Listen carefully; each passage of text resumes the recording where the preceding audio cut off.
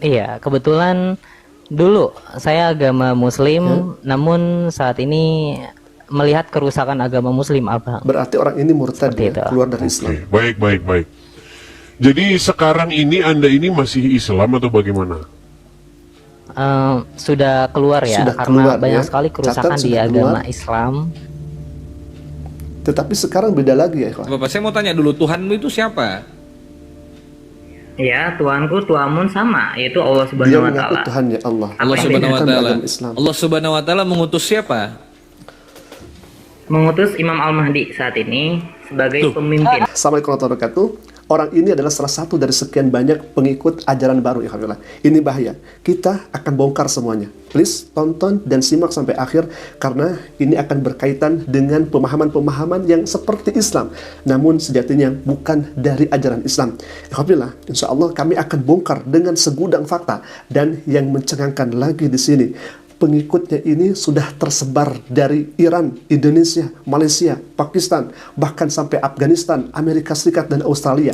Mereka sekarang sering berdakwah ya, aktif-aktif dan ceramah di media sosial, bahkan meminta donasi ya. Wah, baik, tadi di awal orang ini sudah mengatakan, mengaku dirinya keluar daripada Islam, tetapi masih percaya kepada Allah Subhanahu Wa Taala. Ini seperti taqiyah ketika berhadapan dengan orang Kristen. Tadi ditanya oleh orang Kristen, katanya saya ini sudah keluar dari Islam, artinya murtad. Tetapi tatkala berhadapan dengan orang Islam itu sendiri, dia mengatakan bahwa saya ini percaya kepada Allah Subhanahu wa taala. Nah, hemat kami, ini sangat berbahaya baik dari segi akidah maupun pengaruh sosialnya. Pertama, ini jelas kontradiksi, akidah yang sangat menyesatkan, mengaku percaya kepada Allah Subhanahu wa taala namun keluar dari Islam.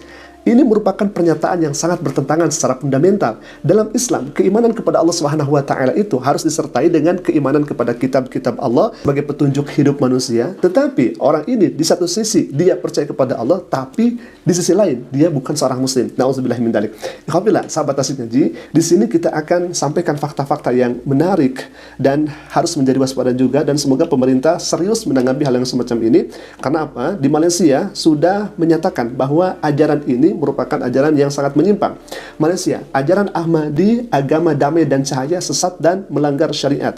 Maka kalau misalkan kita lihat di pemberitaannya, pemerintah Malaysia secara resmi melarang ajaran Ahmadi, agama cahaya dan damai, Ahmad Religion of Peace and Light, bertentangan dengan syariat Islam, kata Menteri Agama Malaysia, Dr. Muhammad Naim Mukhtar. Ia mengatakan pihaknya akan memastikan seluruh konten di media sosial terkait ajaran tersebut akan dihapus secepatnya agar tidak berdampak pada masyarakat. Jadi Malaysia sudah lebih awal menanggapi hal yang semacam ini. Jadi di Indonesia juga semoga secepatnya MUI untuk melihat keadaan dan fakta realita di lapangan seperti ini, alhamdulillah. Karena jelas-jelas ini akan merusak akidah Islam itu sendiri.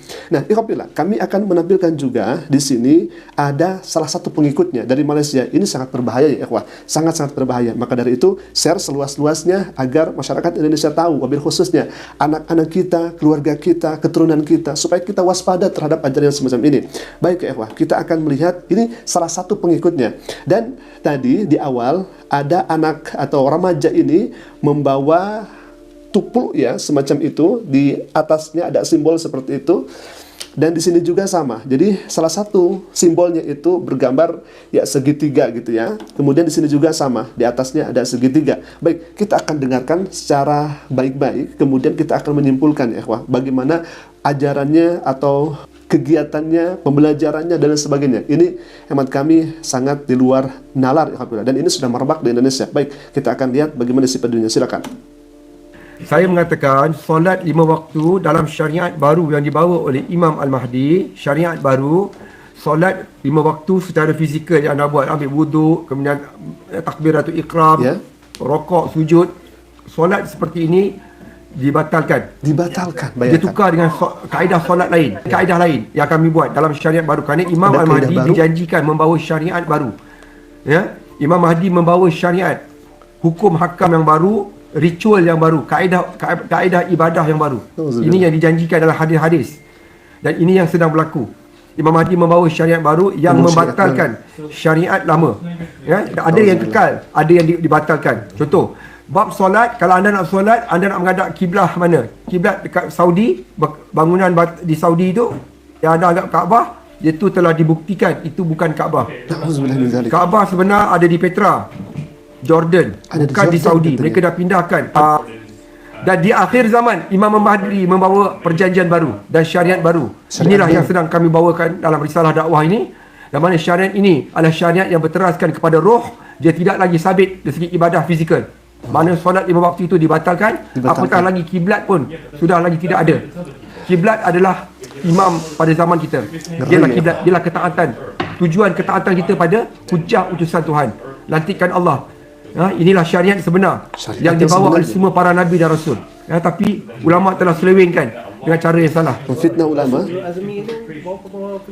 Ya, jadi para nabi ulul azmi adalah mereka yang membawa perjanjian-perjanjian ini. Baik, sebab tu apa nama Nuh, Musa, Ibrahim, Isa, Muhammad, 5 orang ni dipanggil ulul azmi kerana mereka membawa syariat baru. Membawa syariat baru. Jadi saya tak pernah kata solat dibatalkan. Saya mengatakan solat cara itu ditukar kepada cara ibadah solat yang lain.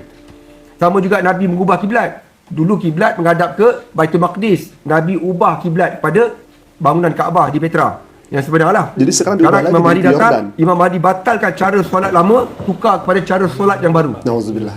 Jadi saya tak pernah kata solat dibatalkan. Saya kata kaedah solat yang diamalkan oleh umat Islam selama ini, yang tu dibatalkan oleh Imam Mahdi dalam syariat baru. Nauzubillah min dzalik. Baik, kita sudah sangat jelas dan mendengar dengan begitu sesama terkait pernyataan orang ini yang hemat kami ini sudah penyelewengan akidah dan penyelewengan syariat Islam itu sendiri. Di mana salat itu kata Nabi, "Shallu kama ra'aitumuni usolli." Salatlah kalian seperti aku salat. Ini malah ditiadakan. Rukunya tidak ada, sujudnya tidak ada. Kemudian bagaimana tata caranya juga dihilangkan. Nauzubillah min dzalik. Hemat kami ini sudah penyelewengan dan termasuk sesat. Malaysia sudah lebih dulu, bahkan sudah pertama menyatakan aliran ini sesat. Indonesia kapan? Karena ada kemudian korbannya. Salah satunya adalah orang ini, alhamdulillah, remaja ini yang sekarang mungkin berdakwah atau ceramah masuk ke Qomal Kristen, masuk ke Qomal Islam untuk diduga menyebarkan hal semacam itu.